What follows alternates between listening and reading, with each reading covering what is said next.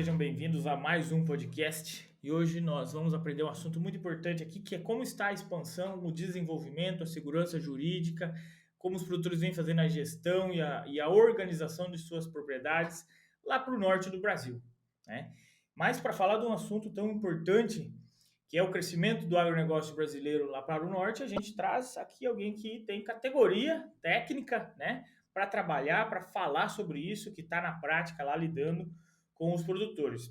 Nada mais, nada menos que o Luciano Alegre, ele que é um dos consultores do Safras e Cifras, coordena lá a frente técnica, né, e financeira de vários outros consultores. Ele vai contar um pouquinho para nós da sua experiência aqui e como ele vem atuando na prática lá, para nós aprender também o que está acontecendo de expansão do agronegócio brasileiro. Seja muito bem-vindo aqui ao AgroJovem, Luciano. Buenas, Lucas, tudo bem? Tudo bem, os nossos ouvintes? Para a gente aqui é um prazer, uma satisfação imensa poder estar conversando contigo, conversando com esse público que eu tenho certeza que está, assim como a gente aqui na Safra e Cifras, trabalhando por um Brasil que produz. Então, para a gente é uma satisfação enorme poder estar contando um pouco da nossa história, um pouco do que a Safra e Cifras faz, um pouco do que a gente consegue trazer de solução para todos os nossos clientes. Com certeza. E o nosso ouvinte gosta desse assunto, né? Mais voltada à gestão, à governança, à liderança de propriedades rurais.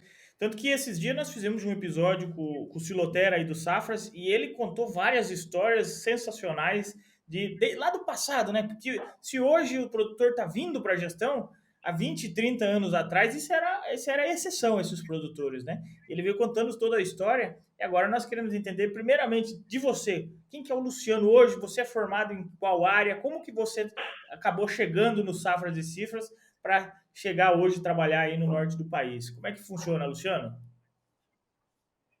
Beleza. Bom, eu sou o Luciano Alegre, Luciano dos Santos Alegre.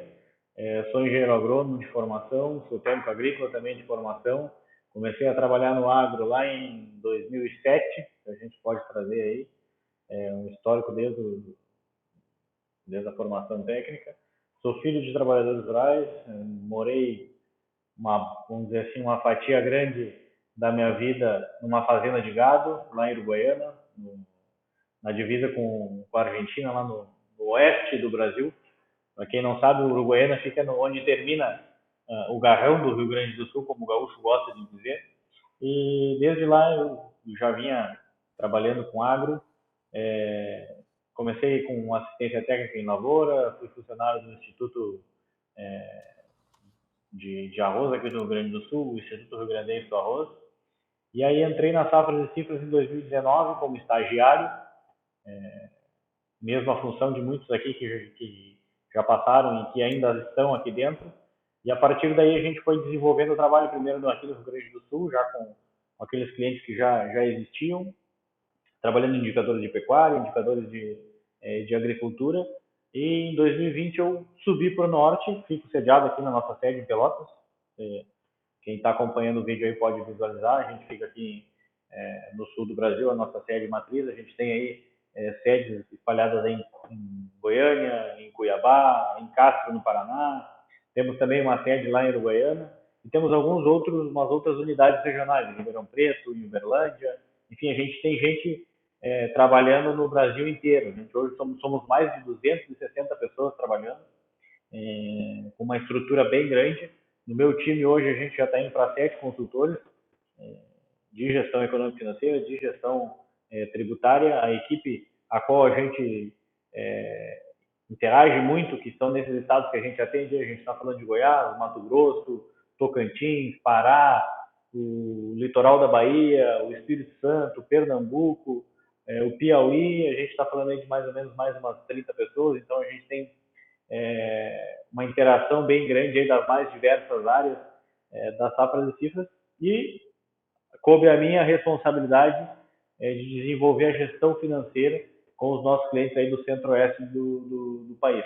Muitos desses clientes saíram do sul aqui, do Rio Grande do Sul, do sul que eu digo, da região sul, do norte do estado, do Paraná, de São Paulo, de Santa Catarina, e foram aproveitar, ou foram aproveitar não, foram encarar o desafio de expandir o centro-oeste brasileiro lá na década de 80, 90, início dos anos 2000. E o resto da história do agro brasileiro muita gente já conhece, talvez o nosso ouvinte, por ser alguém do agro, com certeza já ouviu bastante. E aí então, desde isso a gente vem tentando trabalhar para esse Brasil que produz, Lucas. Que bacana, né? E você cresceu rápido ali no meio, né? Deu para perceber que de 2019 para 2023 é um rápido crescimento. Meus parabéns. E hoje, atuando aí no norte, o que a gente vê, né? Eu dei uma viajada no passado também. A gente vê que continuam produtores subindo ao norte, abrindo áreas, muitas vezes colocando um arroz, depois tentando entrar com soja.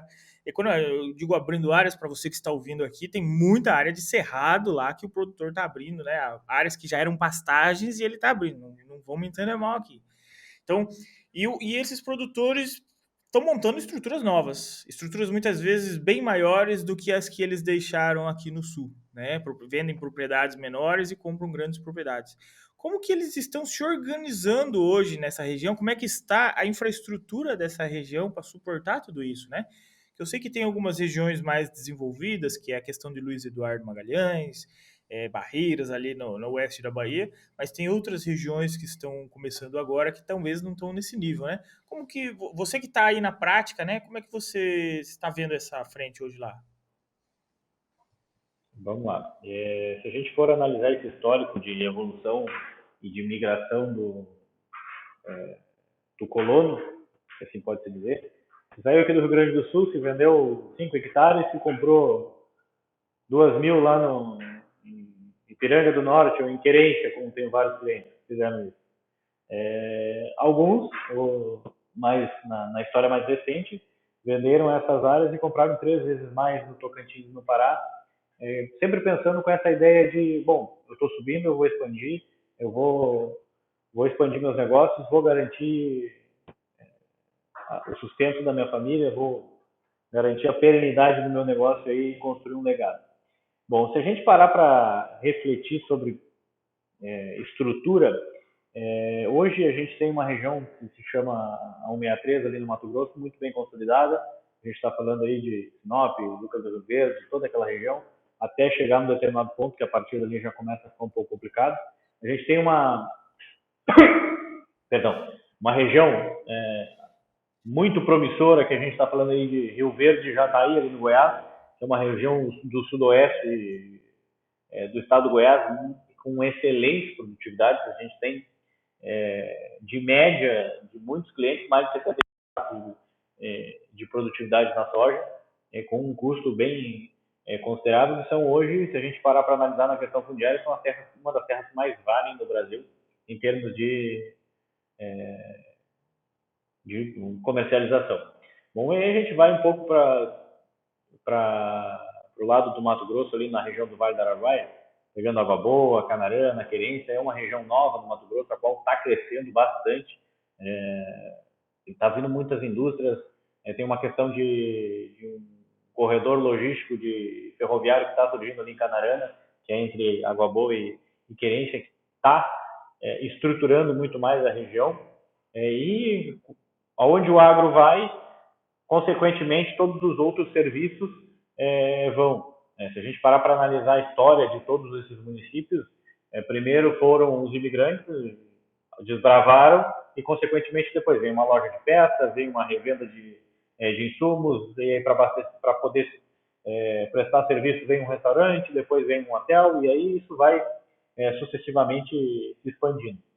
Indo mais para o norte, Lucas, a gente vê ali na região de Redenção, no Pará, uma região também jovem, a qual está se estruturando. Hoje, Redenção é um dos polos ali do sul do Pará, e aí a gente pode estar subindo ali para Xinguara, Rio Maria, e aqueles outros municípios, dos quais tem uma dinâmica e uma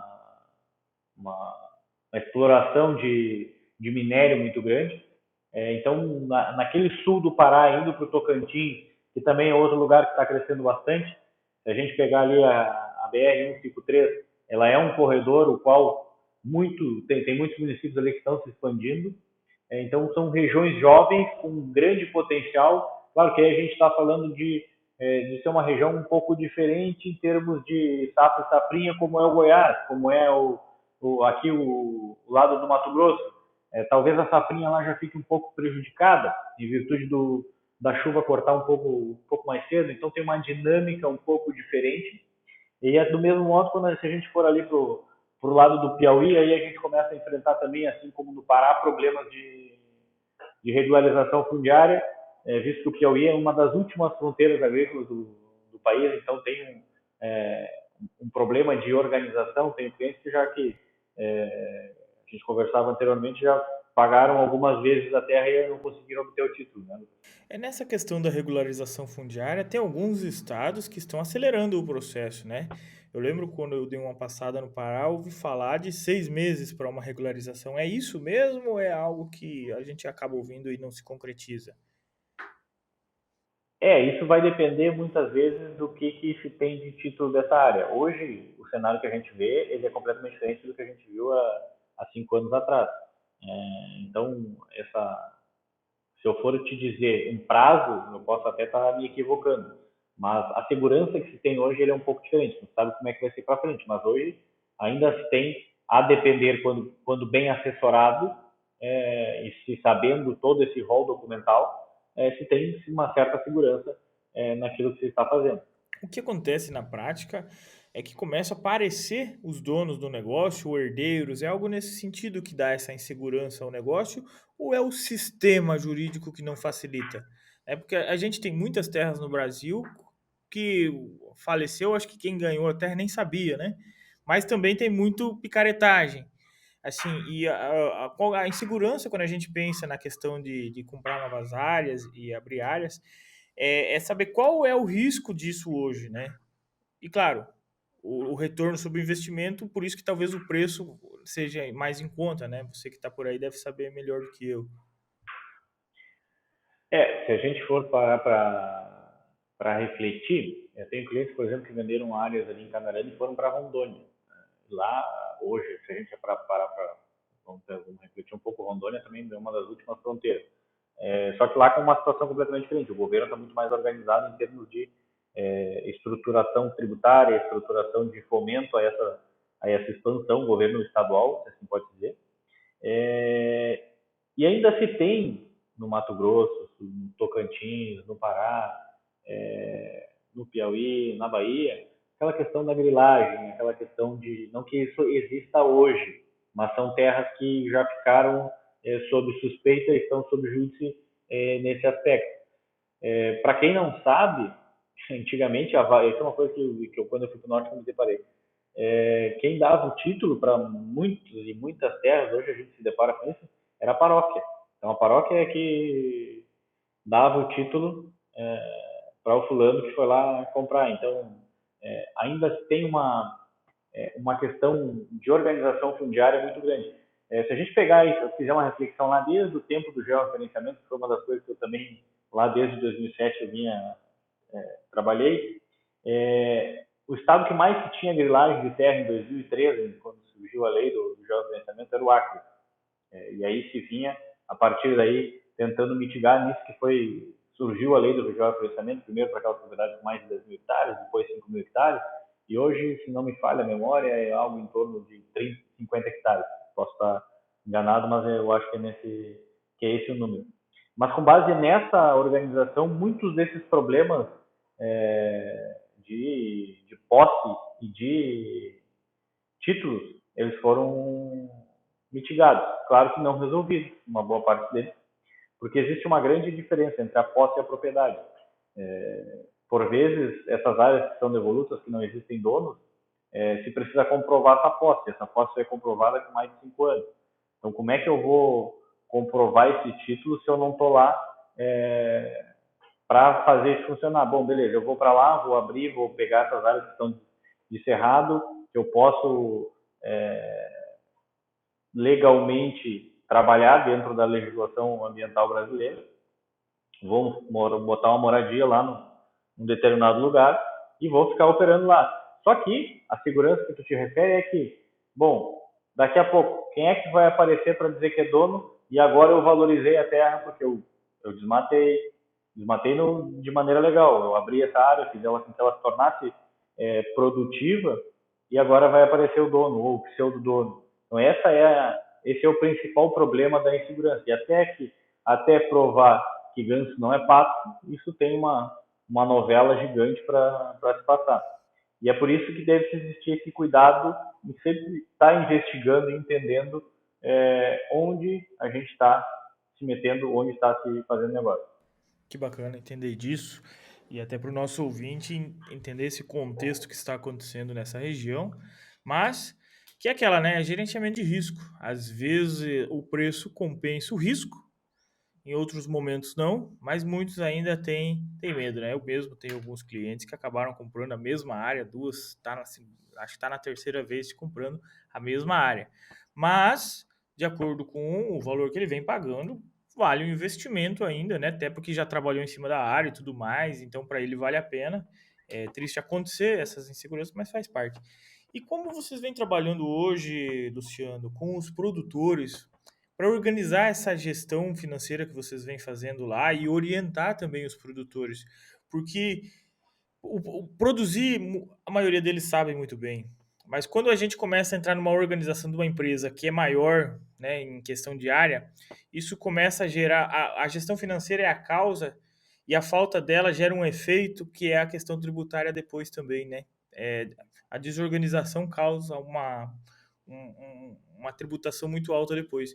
Então, esses produtores que subiram ao norte estão se organizando, com certeza, e eles precisam organizar essa gestão. E como é que vocês vêm trabalhando essa gestão das fazendas lá no norte? Porque os volumes de área são maiores, o investimento para você chegar lá e tocar uma fazenda dessa é maior, consequentemente, ele precisa estar mais organizado, né, Luciano? O produtor ele está, vamos dizer assim, ele fez o dever de casa em termos de produtividade, em termos de produção, tá? E ele está tendo essa consciência de que, bom, pelo menos uma boa parte deles, é de que, bom, eu cheguei até aqui nesse formato, nesse padrão de produção, de organização, só que agora a pegada é diferente. Tem a turma mais jovem, assim como a gente, me considero jovem ainda, está entrando no negócio e está entendendo de coisas que eu não entendo. Ao mesmo tempo, se a gente observar o risco associado aos negócios agrícolas, eles vêm evoluindo. E evoluindo em que sentido? O volume de financeiro que a gente tratava lá na safra 18/19, antes da pandemia, é umas fácil, umas quase 4 vezes maior hoje na safra 22/23. Então, isso, e a gente não está falando de expansão de área, estamos falando só de expansão de faturamento, expansão de custo.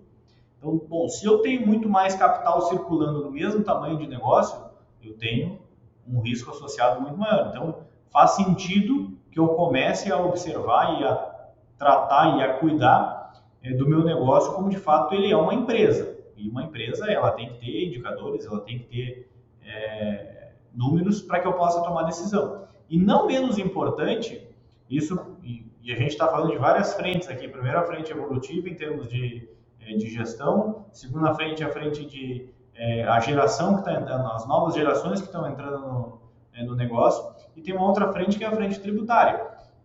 Dado o volume financeiro, não importa se uma máquina hoje subiu de preço, mas as despesas do negócio, muitas vezes elas não conseguem acompanhar o faturamento que eu tenho dentro do ano. E isso não significa que eu estou tendo resultados astronômicos, mas tributariamente, qual vai ser o imposto que eu vou pagar? Receita menos despesa dentro do ano fiscal. Esse é o formato de tributação produtor rural pessoa física. Então aí se necessita de uma estruturação tributária, e não estou falando de nada ilegal aqui, muito pelo contrário. A gente está falando de coisas totalmente legais para que a gente possa estruturar isso e mitigar esse risco tributário de um outro formato. Entendido. Então, é uma das maneiras, eu até sei que é a própria criação de holdings, né, para a questão não só de segurança patrimonial, mas também nessa questão de gestão tributária. E o produtor vem. Porque essa gestão tributária, né, Luciano, ela necessita uma organização também para acontecer. Não adianta, a gestão tributária ela não é vem aqui um consultor e faz uma estratégia, uma jogada, alguma coisa nesse sentido para o produtor conseguir pagar menos imposto. Existe toda uma organização por trás disso, né? Esse que é o trabalho talvez de vocês. Exatamente. De nada adianta eu ter uma holding, eu ter uma empresa, eu fazer mundos e fundos com essa empresa e achar que a empresa por si só ela é a solução. Abrir uma empresa, em 20 minutos um contador abre essa empresa. Agora, se eu não mudar a minha cultura de gestão e eu começar a ter controles muito mais organizados, não vai funcionar. O que acontece em alguns casos, e acontecia muito no passado, e é isso que eu me refiro que a cultura vem mudando, é que lá em março, a hora que começava a abrir o prazo do imposto de renda, eu chegava às vezes com um saco de 50 quilos cheio de nota para o meu contador para ele resolver o meu imposto de renda do ano que passou. Isso não tem mais condições de acontecer. A gente falou aqui agora há pouco a respeito do volume financeiro que a gente mudou, se passou. Ou seja, se eu mudei o meu volume financeiro, eu me enquadro em determinados limites que a Receita Federal tem de análise de malha fina, que eu não me enquadrava antes. Assim como eu preciso ter esse controle mais efetivo, porque, bom, meu risco tributário aumentou, meu risco operacional também aumentou, e, consequentemente, quem é que vai pagar essa conta caso o pior aconteça? Sou eu mesmo. Então, o que a gente precisa fazer ao longo do tempo, ao longo do ano, para resolver isso? Bom, primeira coisa, ter pessoas, capacitar pessoas e ter sistemas, ter um formato de controle de despesa e de receita que te propicie a, por exemplo, ter uma das exigências da Receita Federal, que é o livro caixa digital. Como é que eu vou ter esse livro caixa digital se eu não tenho sequer um lançamento de nota fiscal de despesa ou de receita no ano? Ah, mas o livro caixa digital é só para quem fatura mais do que 4 milhões e 800. Ok, qualquer produtor do Centro-Oeste hoje fatura mais do que 4 milhões e 800. Ah, mas é por CPF. Bom, quem são os envolvidos na atividade? Sou eu, a minha esposa e o meu filho. Bom, a gente está falando aí de 16, 17 milhões. 16, 17 milhões em 800 hectares de soja e milho, a gente já estourou isso aí há muito tempo. Então, provavelmente, se não me falha a matemática, numa área muito menor do que isso, a gente já está... Muito menor não, mas uma área menor do que isso, a gente já está faturando próximo a esses valores. Então, vejamos, o cerco e o cuidado tributário e o cuidado em termos de gestão, ele cada vez se aperta mais. Ele cada vez se faz mais necessário, né, Lucas? Não, e outra, esse produtor ele está vendendo para alguém. Alguém está movimentando esse montante antes dele, em uma determinada região. A Receita Federal, por mais que seja muita coisa instrumentalizada lá, são pessoas por trás, né? Tem pessoas olhando esses números. Ele começa a olhar uma certa região ali, lá de Goiás, de Tocantins, e fala, putz, mas foi comercializado tantos milhões de grão naquela região. Onde que foi parar isso aí? Aí ele começa, né? Começa a olhar a região com mais cuidado, digamos assim, e é ali que acaba pegando. Depois que pega, também complica, né? Não sei se você já viu algumas complicações depois que a Receita Federal voltou. O que acontece quando começa, além de... Primeiro ponto é uma tributação alta que você paga por não se organizar. Mas o segundo ponto é quando você negligenciou isso. O que pode acontecer? Vamos lá, se a gente olhar para o horizonte em termos de legais de Receita Federal, a gente está falando de quem cai numa fiscalização olhar no mínimo 5 anos para trás. Então, vamos lá, desses 5 anos, há muitas coisas que podem ser glosadas, e glosadas excluídas, o recibo que não tem uma base legal, ok. Além de outras coisas de, por exemplo, sonegar a receita, isso pode ser um problema, isso é um problema.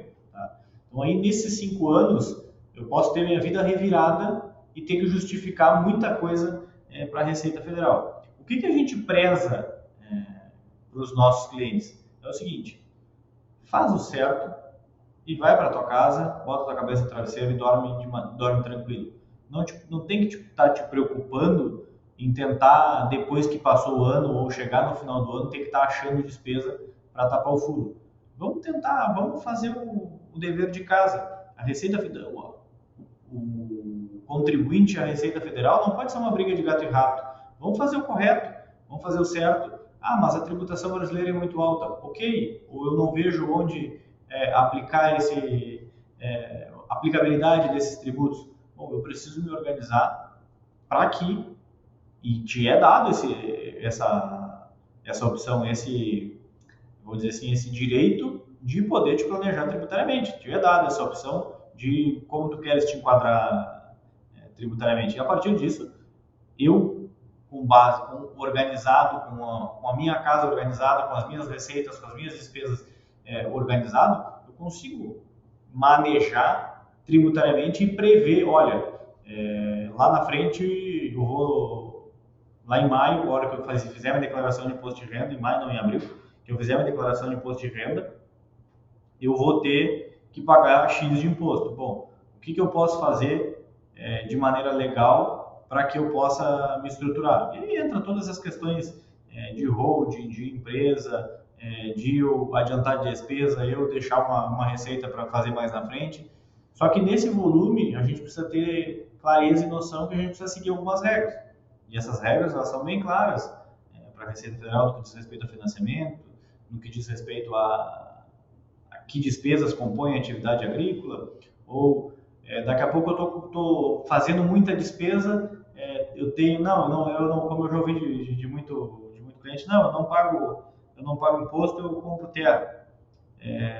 Veja bem, se eu tenho prejuízo na atividade rural, meu único formato minha única fonte de renda é a atividade rural, como é que eu estou crescendo meu patrimônio se eu tenho prejuízo? Então, essas coisas são gatilhos para que se possa fazer parte de uma fiscalização.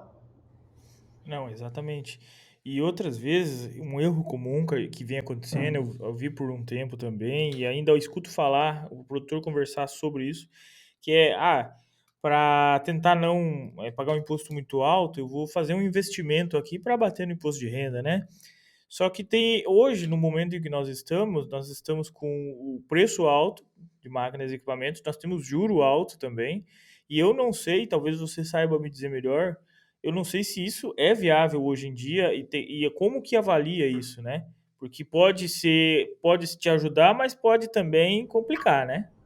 Exatamente. Eu fazer investimentos dos quais eu não necessito só para tapar um furo tributário, isso é o começo, pode ser o começo do fim para alguns casos. Veja bem, eu vou assumir uma responsabilidade de um financiamento ou de construir um armazém ou de fazer um grande investimento, sendo que eu não tenho condições de pagar ou sendo que eu já estou alavancado até os guardanapos, como se costuma dizer, e eu ainda vou assumir mais esse risco para tentar tapar esse furo. Então, isso não é a melhor estratégia, isso é contraprodutivo. Eu fazer mais despesa, sendo que o momento que eu preciso é diminuir despesa. Então, vamos lá, eu fazer a gestão do meu negócio com base em indicadores faz muito mais sentido do que eu fazer despesa por fazer. Então, vamos lá, o que a gente trabalha com a maior parte dos nossos clientes? Bom, o que o meu indicador de alavancagem está dizendo? O que o meu custo desembolsado está me dizendo? Eu tenho condições de fazer novos investimentos ou eu preciso fazer novos investimentos? Eu preciso vender ou eu só estou na ansiedade de vender? Qual é o meu fluxo de caixa? Então, isso é uma das coisas que a gente sempre tenta trazer para o cliente. Vamos olhar primeiro o caixa, vamos olhar primeiro a saúde financeira da atividade, como é que estão os teus indicadores, o que a gente pode melhorar dentro de casa para depois a gente pensar em evoluir, em expandir, em tratar de novos investimentos. Vou te citar um exemplo de um cliente. O custo de mão de obra deles é sempre muito menor do que a média que a gente faz.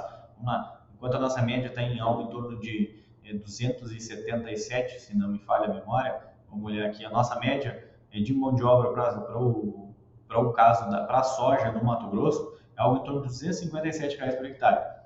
Esse cliente, na safra passada, estava em algo de R$88 por hectare. Isso é um número que chama atenção. E aí talvez o ouvinte se pergunte, mas a mão de obra é algo muito pequeno dentro do volume volume total do meu custo desembolsado. Só que aí o que acontece? Essa mão de obra é barata porque ele está envolvido diretamente no negócio. um sistema produtivo de mais de 2.000 hectares, e ele, por vezes, está lá fazendo aplicação, ele e o irmão, por vezes, estão lá plantando soja, colhendo milho, organizando caminhão. E aí, quando a gente compara o custo de insumos dele, o foco dele está na operação, o custo de insumos dele, por vezes, é R$ 1.800 a mais do que a média dos nossos clientes. Então, aí eu estou deixando de me dedicar à gestão pensando na operação, sendo que essa operação eu poderia contratar um gerente com essa diferença, ou um gerente, ou uma equipe muito mais capacitada, que me liberasse para eu fazer aquilo que é mais importante dentro do meu negócio, que só eu vou conseguir fazer, que é gerir ele. Então, isso é algo bem importante para a gente ter em mente. Fazer a gestão do seu negócio é muito mais importante do que fazer o operacional. E alguns clientes, só complementando, Lucas, antes de tu entrar, muitos dos nossos clientes de agora e você, ouvinte, vai dizer, não, esse cara tá louco, ele tá mentindo, isso não faz sentido nenhum, se eu não produzir, eu não vou ter resultado, não vou ter faturamento, eu preciso estar na roça produzindo. Sim, precisa, só que existem várias maneiras de você estar na roça produzindo. Não é subindo no trator, não é preparando calda, não é inoculando semente, tratando semente você mesmo, você gestor, você produtor, que você vai obter um maior resultado. Capacite suas equipes, se torne líder do seu negócio, né, Lucas, e faça a gestão do seu negócio de uma maneira mais estratégica e menos tática. Você não pode ser uma peça tática do seu negócio, você tem que ser uma peça estratégica. Definir metas, cobrar indicadores, cobrar funções de cada um. Exatamente. Foco no resultado e não só nas tarefas, primeiramente. Eu vou dar um exemplo aqui. Eu estava olhando o resultado com um produtor essa semana, ele toca 1.800 hectares, e ele queria saber o custo com Roundup por hectare na safrinha, né? E quanto que se aquilo que sobrou, quanto que ficaria para usar no outro ano, porque ele queria acertar o custo de produção. Como no e-produtor a gente consegue separar isso, porque por mais que você jogue o custo na safra de soja, se sobrar e você usar no milho, o estoque, quando você joga no milho, ele realoca o valor e tá tudo certo, né? E ele queria saber o quanto que estava gastando por hectare, mas tinha área que ele não tinha usado tudo, ele queria saber se estava certo. Eu falei, para que você quer saber disso? Para ver o custo, para diminuir. Você vai usar como esse número? Entendeu? Que decisão que você vai tomar se tiver alto e baixo? Esse segundo ponto, o que é alto e baixo aqui para você? Né? Você está olhando baseado em custo por hectare, ou você está olhando em custo por saca? Como você vai ser mais eficiente na prática? Você vai orientar melhor o seu funcionário? Entendeu? Acabou que ele não tinha. Eu falei, vamos olhar alguns indicadores econômicos que você vai ver que esse custo teu por Roundup aí ele é muito barato, independente do que você fizer aqui no campo. E aqui no negócio você perde muito mais com as decisões que você está negligenciando. Aí nós fomos para um balanço. A hora que abriu o balanço e começou a explodir, o que ele gastava em semente no ano, ele gastava em juro. Entendeu? E aí ele tá olhando para o campo, porque é onde ele entende. Mas, assim, decisões econômicas fariam toda a diferença, né? No momento, principalmente como esse, né, Luciano? O juro aí tá alto. E eles perguntam para nós, mas tem juro que tá mais barato. Digo eu ou digo você? Quando que o juro é barato, é caro? Né? Quando não traz resultado. Para ele é caro. Então, tipo assim, é muito olhando para o campo e não trazendo para o negócio ou envolvendo alguém que entende, né? Eu digo para você que é produtor e está aqui nos ouvindo, não tenha vergonha de contratar alguém de fora externo, um consultor ou um contador, ou seja quem for, para lhe ajudar. Não é vergonhoso, né? No campo, quantos já aceitaram ajuda de agrônomos no campo, foram buscar conhecimento em dias de campo, na pesquisa, em eventos, foram buscar conhecimento. No negócio é a mesma frente, alguém vai lhe ajudar a evoluir, né? Então dá para olhar diferente. Vou dar um outro exemplo aqui, Luciano. Esses tempos atrás fui olhar o fluxo de caixa de um produtor, né? Porque ele era final do ano, a gente sentou com a família lá e foi olhar os números. Aí ele tinha comprado uma colheitadeira por essa questão, né? De abater no imposto, né? E daí ele financiou, né? Lógico. Mas ele ainda não tinha vendido a outra. Então o que aconteceu? ele financiou, comprou e daí caiu para pagar lá em março, abril, a primeira parcela, né? Ele tinha feito a compra no ano anterior já para abater. Beleza, não pagou o imposto. Só que daí em 2022 não colheu soja também. Então, assim, nós temos a tendência de acreditar que toda safra boa vai se repetir. E daí não repetiu, ele não pagou o imposto, mas também não colheu soja e a conta tá ali para pagar, né? Num juro que teoricamente ele negligenciou e agora tem aquilo também para pagar. Aí ele teve que vender outra máquina porque ele precisava de caixa para pagar. Só que quando você precisa vender, não é o tanto que vale, né, Luciano? Quando você precisa vender é o que o mercado te dá naquele dia.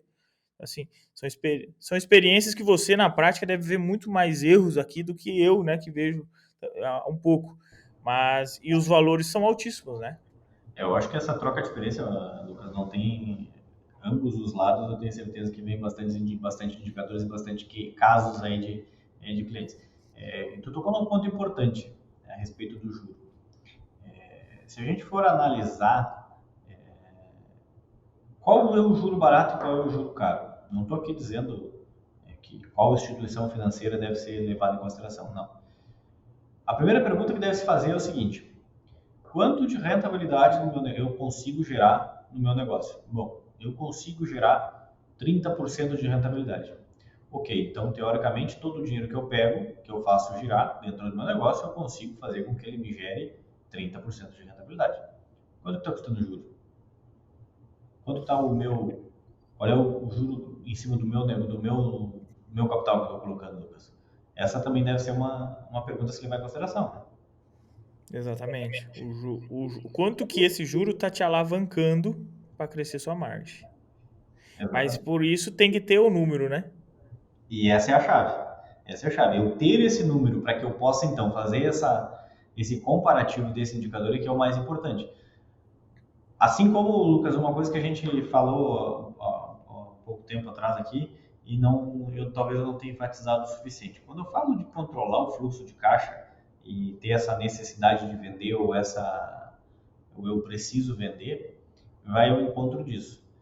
Se a gente pegar aí a diferença entre só esse spread de preço, essa diferença de preço de a soja hoje ou a soja daqui 10 dias, nem sempre eu esperar que ela suba compensa eu pagar pelo juro do dinheiro que eu tenho que tomar emprestado. Então, o esperar e querer acertar o olho da mosca, e eu estou falando de soja, mas pode ser de milho, pode ser de gado, do que for. Eu tentar acertar o olho da mosca voando para que eu tenha aquele maior preço de comercialização, numa boa parte dos casos, não é vantagem. Exatamente. Ele tem que focar onde ele tem controle, né, Luciano? Que, na minha visão, é o custo de produção. É os insumos, é a questão quanto que ele está gastando, a retirada familiar, porque você deve ter visto em algum momento, eu vejo aqui também, às vezes a retirada familiar, ela arrebenta com o fluxo do negócio, né? Com o fluxo de caixa do negócio. E isso tem consequências que vai virando uma bola de neve, né? Exatamente. Se quem está nos ouvindo hoje quer levar uma mensagem para casa, para onde estiver, para o seu negócio, a dica é: separe, e se você não tem isso, faça urgente, por favor. Separe a conta bancária mesmo, a conta bancária do pai de família, da mãe de família, na conta do negócio. Faça isso amanhã, vá ao seu banco ou tente abrir pelo aplicativo e faça isso. As suas despesas, quem tem que pagar é você. As despesas do seu negócio, quem tem que pagar é o negócio. Não poucas vezes a gente se depara com movimentações para apresentar para a Receita Federal de uma conta em que eu estou comprando 3 milhões e meio de fertilizante e eu estou pagando o sorvete ali na esquina, no mesmo dia, na mesma conta bancária. Então, que controle isso nos remete?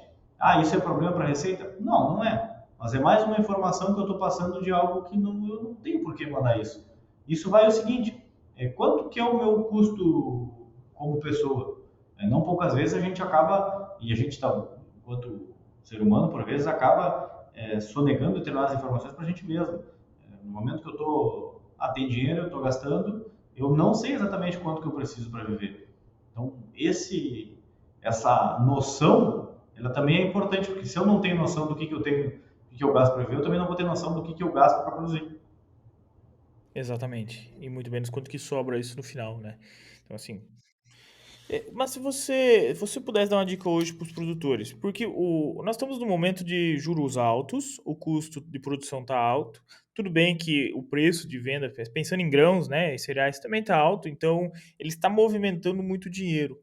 E a gente sabe que o certo é fazer caixa, né? Então, de um lado, nós temos uma alavancagem, um nível de endividamento aqui, né? Seja com custeio ou com financiamento. E quando a gente olha para um custeio, hoje a maior parte dos financiamentos no Brasil, no agro, é custeio agrícola. E custeio remete que não tem caixa, né? Mas é porque isso vem de uma cultura onde o crédito é mais fácil e um juro subsidiado facilitou muito e acostumou o produtor a viver dessa maneira. Mas não é a realidade hoje. Quanto que ele pode ter de alavancagem, de endividamento, e quanto que ele deveria fazer de caixa, se fosse para tentar, vamos pensar assim, otimizar o negócio dele? Vamos lá. Se a gente pode trazer um indicador aqui, esse indicador, a maioria do pessoal que está ouvindo vai criticar esse indicador, porque ele talvez, principalmente o produtor do norte do país. Do meu resultado, eu posso ter comprometido no próximo ano com financiamentos em imobilizado, ou seja, financiamentos de investimento, no máximo de 30% a 35%. Por quê? Do resultado da safra, né? Do ano passado. Exatamente, do resultado da safra, lá no DRE. Tá? Por quê? Porque se porventura o meu resultado no próximo ano reduzir, seja por um custo maior, seja por um aumento de custo, ou seja por uma intempérie climática, eu não vou estourar todo o resultado imobilizando capital. E eu não vou matar o meu fluxo de caixa. Se eu tenho, por exemplo, 75% já do meu próximo ano imobilizado, se minha safra reduzir em 25%, tudo aquilo que eu produzi de resultado, eu tenho que imobilizar. E não me sobra nada para viver. Eu tenho que pegar dinheiro no banco para viver. Essa é a chave. Então, aí a gente tem um indicador de quanto do meu resultado eu estou comprometendo em imobilização de capital. O custeio é um problema, nem sempre, Lucas, nem sempre o custeio é um problema. Porque o custeio é algo cíclico. Eu consigo fazer com que ele gire. Agora, se nesse caso, em que eu imobilizei 75%, 80% do meu resultado, eu tive uma queda e esse meu indicador foi de 75% para 110% do meu resultado, eu estou imobilizando, eu preciso pegar capital de giro, eu preciso pegar financiamento de curto prazo para pagar conta de longo prazo. E aí, então, eu estou matando o meu caixa. E se a gente tem que pensar, tem que ter uma máxima, é que o caixa é o chefe do nosso negócio. Então, que sustentação tem esse meu caixa? Esse meu fluxo de caixa, como é que ele está organizado? Se a gente for, vou te citar um exemplo de um cliente lá do Mato Grosso. O total de entradas no negócio dele, considerando receitas e considerando entrada de financiamento, foi 120 milhões. O total de saídas dele no período de safra, aí a gente está falando de setembro, agosto, foi de 119 milhões. Então, o caixa do meu ano, o saldo líquido do meu caixa foi de 1 milhão. Então, por vezes a gente se depara com um movimento imenso de recursos e, na verdade, isso não é resultado. Isso é só fluxo de caixa. Então, estar preparado para isso é que é o mais importante. E é aí que talvez ele se engana, confundindo lá o regime de caixa e o competência. Porque o negócio dele às vezes é eficiente, tem um EBITDA interessante, tem um resultado potencial interessante, mas como ele não organiza muito bem o fluxo de caixa dele, esse resultado não chega a parecer para ele que é um grande resultado. Aí muitos olham assim e falam, tá, mas não me sobra nada, né? E daí parece que a lavoura não é um negócio rentável, né? Parece que a safra não foi rentável, mas não é isso que está acontecendo. A rentabilidade talvez foi boa, mas você já gastou antes, né?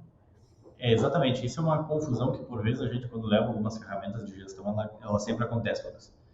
DRE, demonstrativo de resultado do exercício, é diferente de demonstrativo de fluxo de caixa. é diferente de caixa.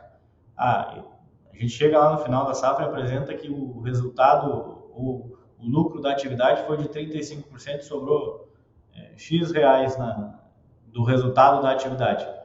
Só que a conta está com menos, ou está com 500 reais na conta. Tá, mas cadê esse teu lucro aí? É mentira, ele não existe.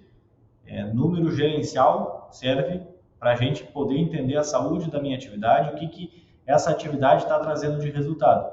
Demonstrativo de fluxo de caixa serve para a gente analisar o ciclo do dinheiro dentro da nossa atividade. E eu não quero dizer aqui que DRE é mais importante que fluxo de caixa ou que fluxo de caixa é mais importante que DRE. São ferramentas com objetivos diferentes, as quais têm que caminhar juntas. Se a gente não levar essas ferramentas de maneira conjunta, a chance de um sucesso é muito grande, porque eu posso estar tendo uma atividade a qual eu não tenho resultado só pensando em abastecer o meu caixa. E não poucas vezes isso já aconteceu, Lucas.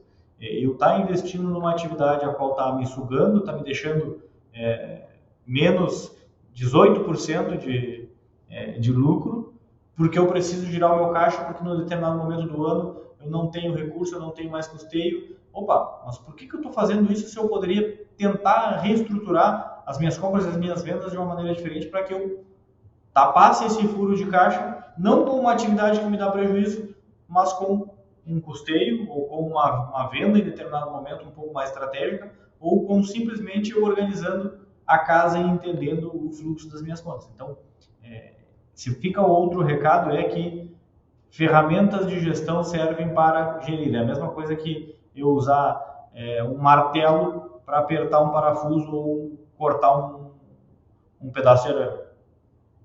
Não, exatamente. É conseguir diferenciar esses dois e são visões diferentes do mesmo negócio, né, Luciano? É assim, é o mesmo número, o dinheiro que você trabalhou é o mesmo, o custo aqui, só a diferença é que no fluxo de caixa ele tem uma linha do tempo, e no DRE não tem uma linha do tempo, ele é relacionado àquela atividade, àquela safra, aquilo ali. Não tem uma linha do tempo ali. Você pode comprar o pedido do milho safrinha do ano que vem, pagar esse ano, a nota sair ano que vem, o custo é do milho safrinha do ano que vem. Mas você desembolsou esse ano. Então, quando você for olhar, não tem um data, mas o fluxo de caixa você já desembolsou lá. E agora começa o dinheiro sumir, né? Outro detalhe que às vezes a gente vê um produtor se enganar, e já pediram para nós colocar no relatório, né? Fala assim, não, mas depois da última linha eu quero que você coloque lá dos financiamentos que eu paguei. Eu falei, não, mas o financiamento que você pagou não não é no DRE, mas no relatório do rural tá lá o resultado do negócio, o juro tá lá. Não, mas e a parcela? A parcela você paga com lucro.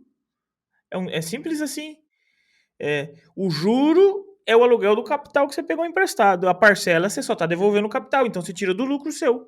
Né? E muitos dizem, não, mas daí não me sobra nada. Eu falei, então, mas daí é porque você não organizou o fluxo de caixa, né? Porque dinheiro aqui tinha, né? É uma visão que aos poucos a gente vai desmistificando, né, Luciano? Não sei se você já viu alguns produtores nessa visão não, também. Direto. E por vezes é também entender que não, mas eu não tenho lucro porque eu tenho que pagar custeio. Não, só um pouquinho. O custeio, o capital que tu pega, a parcela dele, o montante de capital, ele não tem que estar dentro do custo. Ele é fora negócio, ele só alugou esse dinheiro. O que tem que estar dentro do custo é o juro. Assim como a parcela de máquina, ela também não tem que estar dentro do custo. O que tem que estar dentro do custo é o juro e, por vezes, a depreciação do teu maquinário. Então, o que a gente está falando é que são coisas distintas e a gente precisa entender essa dinâmica. O legal talvez, produtor, você deva se fazer a seguinte pergunta: quanto desse potencial de geração de caixa que eu fiz nessa safra, ou nesse ano safra, eu posso já ter comprometido com parcelas futuras? Né? Que é ali o que o Luciano falou dos 30%, 35%. Por quê? Porque o restante você também quer viver, né? Se você não planejou um prolabore para a família ali assim, já no custo de produção, como uma forma de salário, você vai acabar tirando isso do lucro, né? Então, assim, um lugar para ter cuidado, né? Cuidar com essa frente. Um outro detalhe que eu queria ver contigo, Luciano, aí você até complementa essa frente, como que ele pode olhar melhor, por exemplo, para uma depreciação hoje? Porque o contexto da depreciação também mudou. Quando eu fiz faculdade, a depreciação lá era do valor da sucata, valendo 20% e depreciando linearmente ao longo de X anos, correto? Hoje, com a inflação que vem acontecendo, o valor das máquinas seminovas vem subindo e muitos produtores olham para nós e falam assim, mas minha máquina está valorizando e não depreciando, né? Mas nós temos o valor da máquina nova que também valorizou. Então, a depreciação seria mais o poder de compra. Como que eu olho para isso para aproveitar melhor esse embalo? Como que eu me organizo financeiramente, né? O que a gente aqui na Safra de Cifras, a gente tem um viés um pouco diferente quando a gente fala de custo de depreciação. Dentro dos relatórios que a gente apresenta de custo desembolsado, a gente sempre frisa que o objeto desse custo é tudo aquilo que eu aportei de recurso. E estamos falando de operação e insumos. Insumos a gente tem que utilizar a base de competência, não tem como a gente fugir disso. Lê-se competência, aqui safra esse insumo se refere. As demais despesas a gente utiliza o critério do caixa. Bom, dito isso, onde é que entra a depreciação se ela não tem uma conta específica e eu não tiro esse dinheiro da conta? A gente faz uma leitura ao contrário. Quanto que do meu resultado eu consigo comprometer com novos investimentos? Isso vai ao encontro lá dentro do nosso trabalho de governança, que a gente precisa ter uma transparência com os sócios, aqueles os quais não fazem parte do negócio, que a gente precisa ter uma política de reinvestimentos bem definida para que ela não gere atrito. E lembrando que não há sociedade que perdure ao longo do tempo se eu não distribuo o resultado. Então, para eu poder distribuir resultado, eu preciso ter uma atividade que funcione. Mas eu quero bastante distribuição de resultados. Ok, saiba que se você ultrapassar um limite saudável, essa atividade vai começar a se tornar obsoleta e a tendência é que ela deixe de ser produtiva. Bom, considerando isso, em média, dos nossos clientes, aproximadamente 60%, 70% do resultado não é que ele seja comprometido, já esteja comprometido, mas ele é utilizado para investimentos. Isso não é diferente do indicador que eu falei anteriormente. O indicador que eu falei anteriormente é 35% de financiamento já assumido no próximo ciclo. Vamos lá, se eu tive um resultado de 1.000, eu posso ter comprometido 350, tá? Mas eu tenho que pagar calcário, eu tenho que talvez investir numa reforma de um galpão ou de um secador, e que isso eu não vou fazer financiamento e eu vou pagar com o resultado da minha safra. Então, o limite que a gente entende é até uns 65%, 70%, em alguns casos tem clientes que, não, sou só eu e minha família aqui, eu vou reinvestir 90% e 10% é o dinheiro que eu vou viver, ou não vou ter nem um fundo de reserva com uma alta liquidez para poder pagar. Então, a leitura que a gente faz é diferente. A gente pensa quanto que de resultado eu gero para que eu possa fazer novos investimentos. Em algumas vezes, Lucas, vamos lá, em 92% dos casos, essa definição de reinvestimentos de algo em torno dos 70%, ela é praticamente o mesmo valor que eu teria de depreciação, salvo algumas diferenças. Então, isso me remete a quê? Bom, nenhum produtor, me desculpe, mas eu duvido, nenhum produtor pega aquele valor de depreciação e deposita numa conta bancária, numa aplicação financeira, para que na hora que eu for comprar a máquina, eu consiga ter dinheiro para comprar à vista. Muito difícil, né? Muito difícil. Isso é praticamente impossível. Então, a gente faz a leitura ao contrário. Bom, quanto que do meu resultado eu consigo bancar de novos investimentos? Porque isso se torna um balizador de que, bom, eu preciso gerar resultado para fazer investimento. Porque o produtor rural, ele é ávido por fazer investimento, por expandir, por ter um maquinário redondo para que a operação rode redonda. Isso não é ruim. Muito pelo contrário, isso é bom. É o que todo mundo quer. É evolução, estar gerando riqueza. Só que para isso a gente precisa ter esse cuidado naquilo que a gente está trabalhando. Então, se eu tenho um compromisso de 35%, eu tenho mais 35% que eu poderia gastar, que eu posso gastar aí de acordo com o andar da carruagem. Eu tenho essa autorização. Então, para isso, para que eu possa, mas eu não sei o meu resultado pela safra ainda, porque a safra está rodando. Então, vamos utilizar uma outra ferramenta que é o planejamento. A partir disso, eu defino metas e ao longo do ano eu venho checando essas metas. Bom, eu tinha uma meta de ter o custo de deixa eu pegar aqui só para não falar bobagem, o meu custo de médio das safras e cifras de máquinas e implementos, de manutenção de máquinas, é de R$ 188. Então, em 12 meses eu tenho que ter um parâmetro médio que eu possa gastar isso. Então, o meu custo já está em 250. Opa, o que eu fiz? Que em janeiro, meu custo já estourou. Então, eu tenho que ter esse discernimento de poder entender onde é que está indo o meu recurso. Então, quer dizer que o meu resultado lá na frente vai ser um pouco menor. Então, eu não posso acelerar os meus investimentos, porque vai chegar lá na frente, eu vou ter ultrapassado aquele acordo que eu fiz com os meus sócios ou com os interessados deste negócio, e eu vou estourar esse custo e vai me dar problema a mim como administrador. Então, veja que a gente está falando de várias coisas aqui, então já entramos num aspecto de governança, e é isso que a gente precisa ter bem claro. E eu te trago um exemplo, Lucas, de janeiro de 2021. Eu sentei com um cliente, e aí a safra que a gente utiliza aqui é de setembro a agosto. Eu sentei com um cliente em janeiro, o custo do ano passado dele de manutenção de máquinas tinha sido 1,5 milhão, do outro ano, da outra safra, tinha sido 1,5 milhão, e nessa safra, em janeiro, eu já tinha gasto 1,2 milhão. Não tem como eu ter gasto isso. Bom, beleza, vamos revisar despesa por despesa. É um motor de uma máquina que se foi, é uma caixa de um trator que se foi, mais uma manutenção pesada de bomba, é a reforma de uma coletadeira, só aí a gente está falando de 800 mil. E aí, realmente, tudo isso aconteceu. E se ele não soubesse, talvez ele seguisse gastando no mesmo embalo. E aí ia chegar lá na frente com o indicador estourado.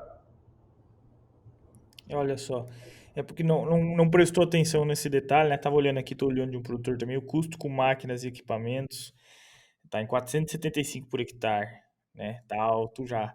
Claro que pode ter outras frentes aqui, teria que explodir mais para ver, mas é interessante você ter esses parâmetros médios. E agora o que eu gostaria de entender aqui para a gente já ir finalizando o fim do nosso episódio, o nosso ouvinte aqui, ele está curioso também nisso, é como que vocês, com a consultoria ali, com os Safras e Cifras, trabalham junto aos produtores para tornar ele mais eficiente, para fazer essa propriedade familiar virar uma família empresária, né?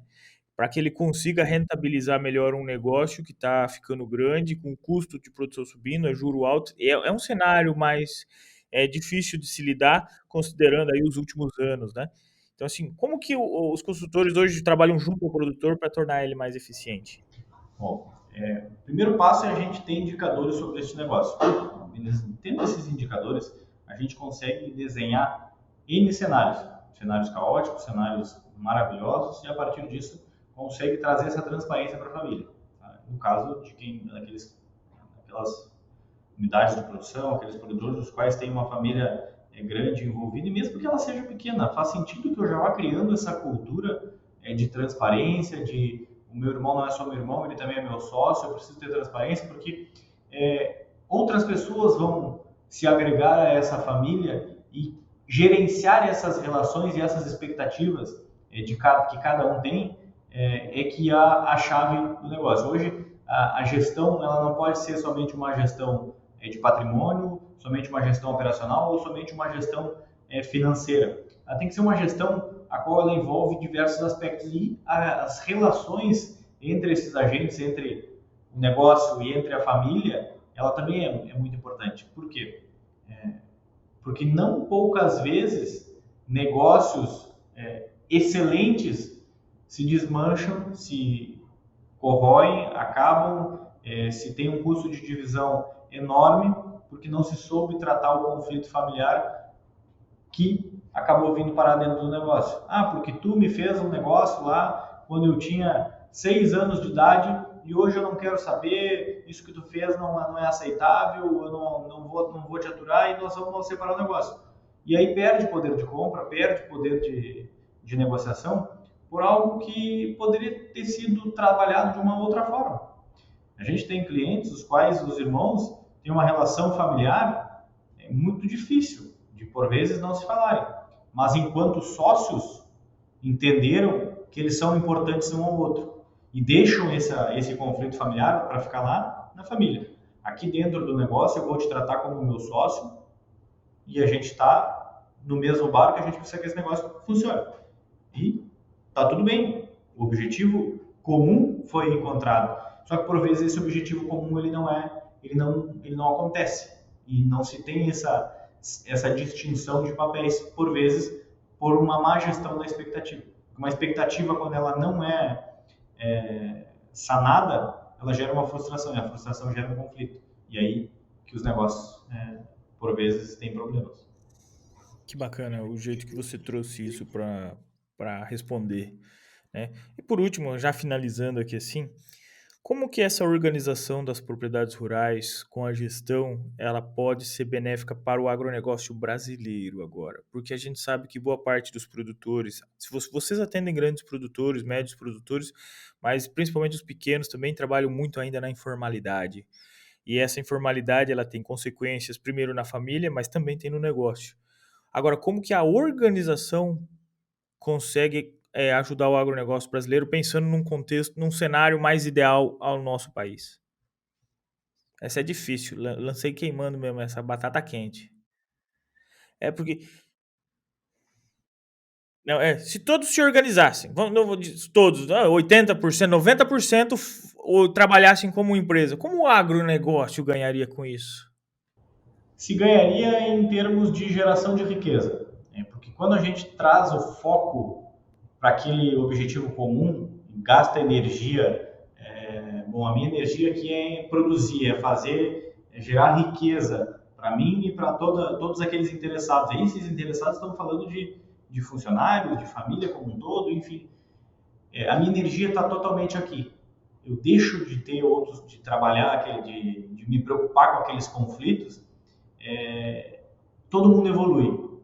Eu te trago o exemplo, Lucas, do seguinte: no fechamento de safra que a gente fez no ano passado, a família tinha passado por um conflito muito grande de definição de não, eu não quero que o gado vá para esse campo porque o fulano está mandando e eu quero que ele vá para esse daqui. O fulano seria o irmão. Nessa brincadeira de comprar, de não deixar o outro comprar porque existe esse atrito, e aí entra o cunhado, entra a esposa, e aí vira aquela novela, a família deixou de produzir de carne 2,5 milhões de reais. Ou seja, eu Olha deixei só. de ter de resultado, se a gente pode aqui precificar um conflito, esse é o exemplo de um conflito precificado. Eu deixei de ganhar. Isso deixou de enriquecer uma região onde eles gastariam e por aí vai, né? Exatamente. Eu- Isso tem uma consequência muito grande em termos de geração de riqueza como um todo. E aí a gente está falando de um caso. Quantos casos como esse existem no Brasil? E eu não estou aqui tentando trazer um conto de fadas em que todo mundo se dá bem, todo mundo vai produzir, mas esse é um dos exemplos em que um conflito familiar veio para dentro do negócio e teve uma precificação. Que bacana. Bom exemplo. Excelente exemplo.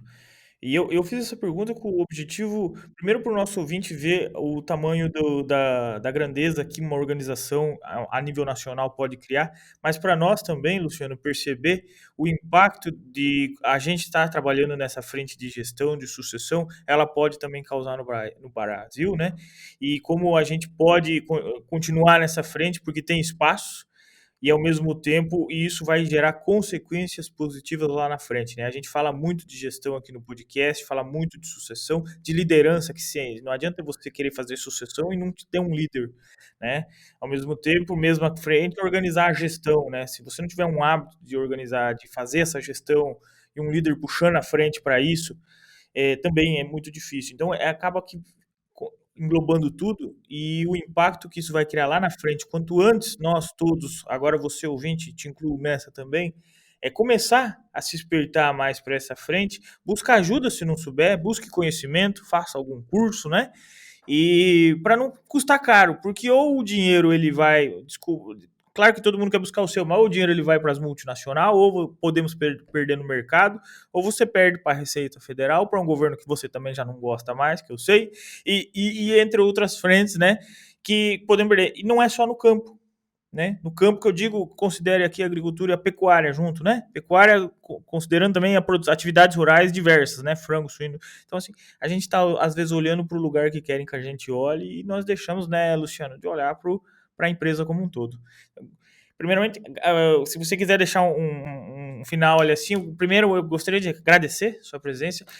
Para o nosso ouvinte aqui assim, ó, não sei se vai sair feliz ou preocupado, mas que ele saia reflexivo do que ele pode ainda fazer. A ideia com o Luciano era essa, né? Porque esses dias nós trouxemos aqui o Siloter, ele também é do Safras, mas o Siloter ele é mais filosófico. Ele conta as histórias e é bonito de ouvir, é inspirador. E a ideia de trazer de vez em quando algum consultor mesmo é para trazer esses detalhes técnicos, Luciano, e como que isso impacta. Por isso que eu te agradeço imensamente por ter aceitado essa conversa aqui assim. Para você que está ouvindo, a gente não ficou combinando pergunta, a gente veio aqui para discutir número mesmo, para nós perguntar, porque não tem eu certo ou errado, né? Eu estou perguntando para aprender, assim como você está ouvindo para aprender, e o Luciano nós colocou na fogueira aqui para ajudar nós a entender tudo isso. Então, primeiramente, agradecer, Luciano.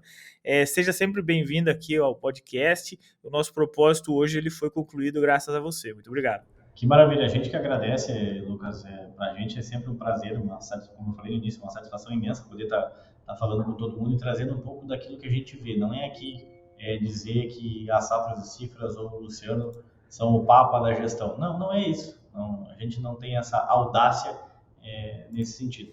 Mas é trazer um pouco daquilo que a gente vê no dia a dia. E uma coisa que eu aprendi na vida, Lucas, é que conhecimento não se ataca. Não tenho como tá aqui sonegando em informação, porque esse conhecimento ele vai ser gerado em algum momento. Então, que ele seja gerado por mim, seja o catalisador por mim ou pela gente, seja o catalisador de boas coisas para todo mundo e que todo mundo utilize essa mensagem, utilize essa informação que a gente trouxe aqui para o bem. Então, esse é o objetivo, esse é o pensamento da Safras e Cifras, e a gente se coloca à disposição de todo mundo. A gente está viajando o Brasil inteiro, aí somos mais de 250 pessoas andando o Brasil inteiro todo dia, toda semana. Ficamos aqui em Pelotas, então muito obrigado para você, ouvinte, muito obrigado, Lucas, pelo convite. Sempre que quiser fazer um convite aí para a gente está à disposição para tratar de qualquer outro assunto que vocês queiram.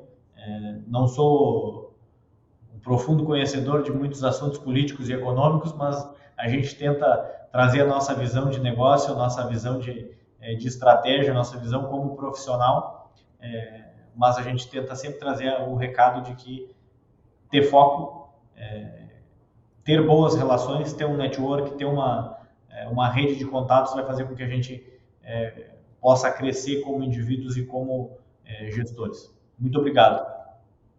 Obrigado, Luciano. Parabéns pelo trabalho que vem fazendo no Norte do país. Para nós aqui foi um grande aprendizado.